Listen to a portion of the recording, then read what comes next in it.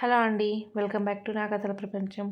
మీకు గనక నా స్టోరీస్ నచ్చినట్లయితే ప్లీజ్ లైక్ చేసి సబ్స్క్రైబ్ చేసుకోండి. ఇప్పుడు మనం చెప్పుకోబోతున్నాం 'యారగంట్ బీస్ట్' స్టోరీలోని ఎపిసోడ్ 16. ఇక స్టోరీలోకి వెళ్ళినట్లయితే, కోడలి మాటకి సరే అన్నట్లు తలాడించి తన గదిలోకి వెళ్ళిపోతారు ఆవిడ మౌనంగా. వెళ్తున్న ఆవిడ్ని బాధగా చూస్తుంటుంది సౌదామిని గతం తలుచుకుంటూ. దీర్ఘాలోచనలో ఉన్న భార్య భుజం మీద చేయి వేసి, ఇంకొన్ని రోజులు వెయిట్ చేయండి మినీ, నీ కొడుకు అన్నీ సెట్ చేస్తాడు. మీరు ఇలా బాధపడుతూ ఉంటే వాడు తట్టుకోలేడు. పైకి కఠినంగా ఉన్నట్లు బిహేవ్ చేస్తాడు కానీ వాడిది పసిపిల్లాడి మనస్తత్వం. కాబట్టి మీరు బాధపడి వాడిని బాధ పెట్టకుండా బంగారంతో మీ క్వాలిటీ టైం స్పెండ్ చేయండి అని చెప్పి సౌదామిని గారిని తీసుకుని వాళ్ళ గదిలోకి వెళతారు ఆయన. శ్రేయ స్పృహలోకి రావడం ఆలస్యం. శ్రేష్ఠని ఆర్నవ్ తీసుకుని వెళ్ళడం గురించి చెప్పి ఇప్పుడు ఏం చేయాలి అన్నట్లు పెద్ద కూతురి వైపు చూస్తాడు రతన్. చిన్నప్పటి నుండి కూడా తండ్రి మాట జవదాటని శ్రేయ అంటే ఆయనకు చిన్న కూతురు కంటే కూడా రవ్వంత ప్రేమ ఎక్కువే ఉంటుంది. ఆ ప్రేమతోనే ఎప్పుడు స్పెషల్గా ట్రీట్ చేస్తూ నెత్తిన పెట్టుకొని పెంచాడు రతన్. ఒకే తల్లి బిడ్డలైన శ్రేష్టలో ఉన్న అనుకువ, సహనం, తనకి ఉన్న దాంట్లో నలుగురికి పెట్టే మంచి మనసు శ్రేయ దగ్గర లేదు. శ్రేయలో పొగరు, అహంకారం ఉన్నా తండ్రి చెల్లి అంటే ప్రాణం. శ్రేష్టను ఎప్పుడూ అక్కలా కాకుండా తల్లిలా చూసుకునేది. కానీ చెల్ల తండ్రా అంటే ఖచ్చితంగా తండ్రికి ఓటు వేసి ఆయనను గెలిపిస్తుంది. అలా ఆలోచించే ఒకానొక సందర్భంలో శ్రేష్ఠ ఆర్నవ్ మధ్యలో దూరం రావడానికి రతన్కి హెల్ప్ చేసి 100% తండ్రి ఎక్కువ అని నిరూపించుకుంటుంది శ్రేయ. దానికి కారణం లేకుండా పోలేదు. ఆర్నవ్ శ్రేష్ఠకు తగినవాడు కాదు, అతడు ఒక రాక్షసుడు అన్నట్లు శ్రేయ ముందు చిత్రీకరించి నీ చెల్లికి ఇలాంటి బీస్ట్ అవసరమా అన్నట్లు ఆమెకి బ్రెయిన్ వాష్ చేస్తాడు రతన్. తండ్రి చూపించింది చెప్పిందే నిజమనుకొని శ్రేష్ఠకి ఆమె ప్రేమ దూరం చేస్తుంది శ్రేయ. చెల్లికి మంచి చేస్తున్నాను అనే భ్రమలో. ఇప్పుడు కూడా ఆమె సహాయం చేస్తుందని శ్రేష్ఠను ఆర్నవ్ తీసుకెళ్ళాడని చెప్పిన రతన్ అంచనాలను తారుమారు చేస్తూ తన భార్యను అతడు తీసుకెళ్ళాడు, అందులో తప్పేముంది పప్ప అని అంటున్న శ్రేయ మాటలకు కరెంట్ షాక్ కొట్టిన వాళ్ళ నీలుకుపోతాడు రతన్. ఆమె నుండి అలాంటి మాటలు ఊహించక, శ్రేయ బేటీ, నువ్వు స్పృహలో ఉండేలా మాట్లాడుతున్నావా? ఎలాంటి వాడో తెలిసి కూడా మీ చెల్లిని తీసుకెళ్లడంలో తప్పులేదంటున్నావా అని ఆశ్చర్యంగా అడుగుతాడు ఆయన. అవును, అన్నీ తెలుసుకొని ఆర్నవ్కి సపోర్ట్గా మాట్లాడుతున్నాను పప్ప. నువ్వు అతని అంతం కోసం చెల్లిని ఆయుధంగా వాడుకొని అతన్ని చంపాలని చూసినా కూడా అతడు ఆపదలో ఉన్న నన్ను, నా బిడ్డను కాపాడి ఇప్పుడు మీ ముందు నిలబెట్టాడు. అలాంటి మంచి మనసు ఉన్న వ్యక్తి దగ్గర నా శ్రేష్ఠ ఉండడం నాకు ఇష్టమే అని ఖరాఖండిగా చెప్తుంది శ్రేయ. పెద్ద కూతురు తనకు వ్యతిరేకంగా మాట్లాడడం జీర్ణించుకోలేని రతన్, వాడు ఇలా నువ్వు నాకు అగైనెస్ట్గా ఉండాలని నిన్ను కాపాడాడు కానీ మంచి మనసుతో కాదు అని ఆర్నవ్ చేసిన మంచిని కూడా కూతురిగా చెడ్డగా చూపించడానికి ఆరాటపడుతుంటాడు అతడు. నన్ను మీకు అగైనెస్ట్గా నిలబడితే అతడికి వచ్చే లాభం ఏంటి పప్ప? లాభం ఉంది బేటీ. మనిద్దరం ఒకటిగా ఉంటే అతగాడి నుండి శ్రేష్ఠను దూరం చేస్తామని, మన మధ్య మిస్అండర్స్టాండింగ్స్ రావాలని వాడు నిన్ను కాపాడి నన్ను నీ ముందు రాంగ్గా చిత్రీకరించాడు.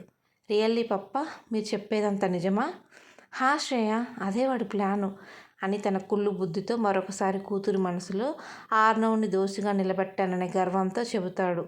తండ్రి మాటలకు వస్తున్న కోపాన్ని అణుస్తూ, ఏ వ్యక్తి కూడా తన సొంత మేనత్త కూతుర్ని ఆమె తండ్రికి దూరం చేయాలనే కారణంతో మాత్రమే రక్షించడం అనుకుంటా కదా పప్ప అని కాస్త సీరియస్గానే అడుగుతుంది శ్రేయ.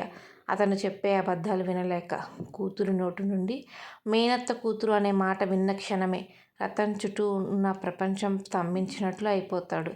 అసలు కూతురికి ఎలా తను ఆర్నవ్ మేనత్త కూతురని తెలిసిందో అర్థం కాక అయోమయంగా చూస్తూ ఉంటే, ఏంటి పప్ప అలా చూస్తున్నారు? నాకు ఎలా ఆర్నవ్ నా మేనమామ కొడుకు అని తెలిసిందనా అని అడుగుతున్న శ్రేయ మాటకు అవును కాదన్నట్లు తల ఊపుతాడు రతన్. నిజం నిప్పు లాంటిది. దానిని ఒక పాత్రలో పెట్టి దాచాలి అనుకుంటే అది దాన్ని దహించుకొని మరీ బయటకు వస్తుంది. మీరు మా దగ్గర దాచిన రహస్యాలు కూడా అంతే. మీరు ఎంత దాచాలనుకున్నా కూడా ఏదో ఒక రోజు ఆ నిజం మిమ్మల్నే దహిస్తూ బయటకు వస్తుంది పప్ప. ఏంటి శ్రేయ, నేను సైలెంట్గా ఉన్నానని పెద్ద పెద్ద మాటలు మాట్లాడుతున్నావు? వాడేదో చెప్తే అది నమ్మి నన్ను 25 ఏళ్ళు నిన్ను గుండెల మీద పెట్టి పెంచిన తండ్రిని క్వశ్చన్ చేసే రేంజ్కి వెళ్ళావా అని కోపంగా అడుగుతాడు. మన దగ్గర ఎదుటి వాళ్ళు అడిగిన ప్రశ్నకి సమాధానం లేనప్పుడే కోపం వస్తుందంట పప్ప. ఇప్పుడు మిమ్మల్ని చూస్తే ఆ మాట నిజమనిపిస్తుంది. మీరు మాకు ప్రేమలో లోటు చేశారని నేను చెప్పడం లేదు. మా దగ్గర మీరు దాచిన నిజాల గురించి మాట్లాడుతున్నాను అని ఆమె అంటుంటే దవడ బిగించి కోపాన్ని అణుస్తూ, ఇప్పుడు ఇవన్నీ డిస్కషన్ చేసే పొజిషన్లో నువ్వు లేవు శ్రేయ.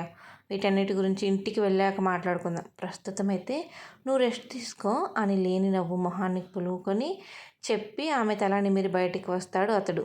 నీ గురించి తెలుస్తున్న ఒక్కో నిజం వలన నువ్వు ఇన్ని రోజులు మా మీద చూపిన ప్రేమ కూడా నిజమో లేక నీ అవసరం కోసం అలా నటించావో అని సందేహపడే పరిస్థితికి తీసుకొని వచ్చింది. ఎందుకు పప్ప నీ కన్న కూతుర్ల దగ్గర కూడా నటిస్తూ బ్రతుకుతున్నావు? ఏం సాధించడానికి ఈ ముసుగు అని మనసులో మూగగా తండ్రిని ప్రశ్నిస్తూ కళ్ళు మూసుకుంటుంది ఆమె. అంతసేపు మాట్లాడడం వల్ల మళ్ళీ లైట్గా నొప్పి రావడంతో శ్రేయ ఉన్న రూమ్లో నుండి బయటకు వచ్చిన రతన్ వెంటనే తన పాకెట్ లోపల ఉన్న చిన్న సీక్రెట్ ప్యాకెట్లో ఉన్న మరొక సిమ్ కార్డ్ తీసి తన మొబైల్లో వేస్తే ఆర్నవ్కి తెలుస్తుందని ఫ్లోర్ క్లీన్ చేస్తున్న బాయ్ దగ్గరికి వెళ్ళి, ఒకసారి నీ ఫోన్ ఇవ్వు బాబు, ఇంటికి కాల్ చేసుకొని ఇస్తా, నా మొబైలు కింద పడి పనిచేయడం లేదు అని స్విచ్ ఆఫ్ చేసిన మొబైల్ అతడికి చూపించగా ఆ బాయ్ నిన్నటి నుండి అక్కడే ఉన్న రతన్ని చూసి అతడు చెప్పేదే నిజమనుకొని తన ఫోన్ ఇస్తాడు. ఆ బాయ్ ఫోన్ ఇవ్వగానే అతడికి అనుమానం రాకుండా అతడి ఫోన్ నుండి భార్యకు కాల్ చేసి తన ఫోన్ కింద పడి పగిలిందని బాయ్కి చెప్పిన కట్టుకథే ఆవిడికి చెప్పి శ్రేయ కండిషన్ గురించి మాట్లాడుతూ ఆ కారిడార్ చివరికి వెళ్తాడు. బాయ్ కూడా ఆయన కూతురు ఇక్కడే ఉంది కదా, ఆయన కూడా ఇక్కడే ఉంటాడులే అనుకుని రతన్ వెనకాలే వెళ్లకుండా వార్డ్ క్లీన్ చేయను వెళ్తాడు. మాట్లాడడం అయ్యాక అతడే మొబైల్ ఇస్తాడులే అనుకుని ఆ బాయ్ రూమ్లోకి వెళ్ళగానే మళ్ళీ చేస్తాను అని భార్యకి చెప్పి కాల్ కట్ చేసి అతడి సిమ్ తీసేసి తన చేతిలో ఉన్న సిమ్ వేసి అభిషేక్కి కాల్ చేస్తాడు. అండర్ గ్రౌండ్కి వెళ్ళేటప్పుడు రతన్కి మరియు ఇంకొంతమంది తన ఇల్లీగల్ పనులకి హెల్ప్ చేసే వాళ్ళకి మాత్రమే తన సీక్రెట్గా మెయింటైన్ చేస్తున్న ప్రైవేట్ నెంబర్ ఇస్తాడు. వాళ్ళకి ఎవరు ట్రాక్ చేయించాలి అనుకున్నా కుదరదని ఆ నెంబర్కి ఇప్పుడు రతన్ కాల్ చేయగా కాల్ కట్ అయ్యే లాస్ట్ సెకండ్లో కాల్ లిఫ్ట్ చేసి, ఏమైంది ఈ టైంలో కాల్ చేసావు? ఆ ఆర్నవ్ చచ్చాడా? నీ కూతురుతో కలిసి మనం వేసిన ప్లాన్ సక్సెస్ అయిందా అని ఉత్సాహంగా అడుగుతాడు అభిషేక్. ఏంటయ్యేది నా శార్థం? వాడిని మనం చంపడం కాదు, ఇక్కడ పరిస్థితులు చూస్తుంటే వాడే మనల్ని చంపేలా ఉన్నాడు. అనవసరంగా నిద్రపోతున్న సింహాన్ని లేపినట్లుంది ఇప్పుడు ఇక్కడ సిచ్యువేషన్. నేను ఉన్నోడిని కామ్గా ఉండగా నీతో చేతులు కలిపి ఇలాంటి చెత్త ప్లాన్స్ వేసి నా కూతుర్ని నేనే వాడి చేతిలో పెట్టినట్లయింది. ఎంత కష్టపడి ఇద్దరిని వేరు చేశాను నేను.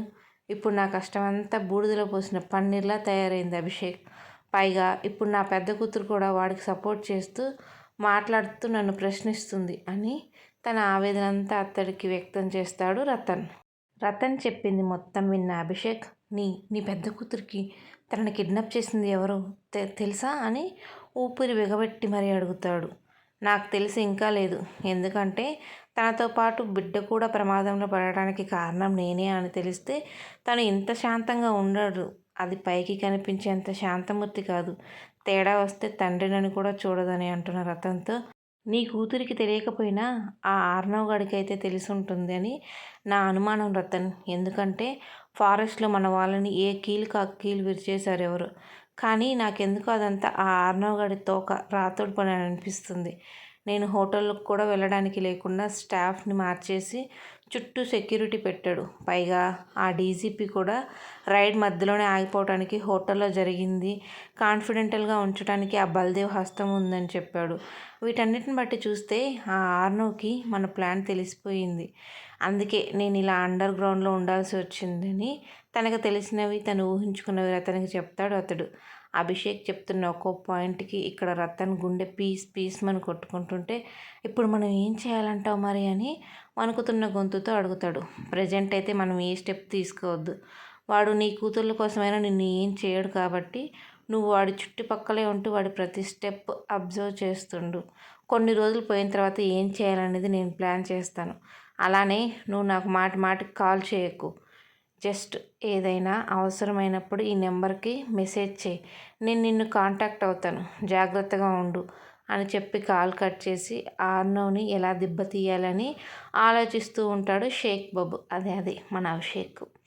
అభిషేక్ కాల్ కట్ చేసిన తర్వాత తన secret SIM ward boy mobile నుండి తీసి కాల్ లిస్ట్లో నుండి అభిషేక్ నెంబర్ డిలీట్ చేసి అప్పుడే రూమ్ నుండి బయటకు వచ్చిన బాయ్కి మొబైల్ తిరిగి ఇచ్చి థ్యాంక్స్ చెప్పి అక్కడి నుండి వడివడిగా అడుగులు వేసుకుంటూ సెల్లార్లోకి వెళ్ళి అతడి కారు బయటకు తీసి నేరుగా పబ్బుకు పోనిస్తాడు తన కారుని.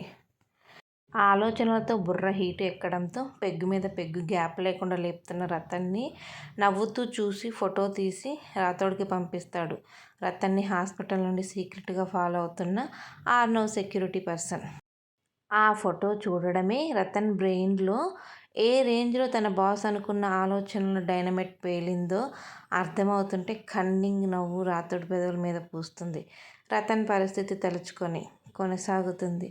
Thank you for watching.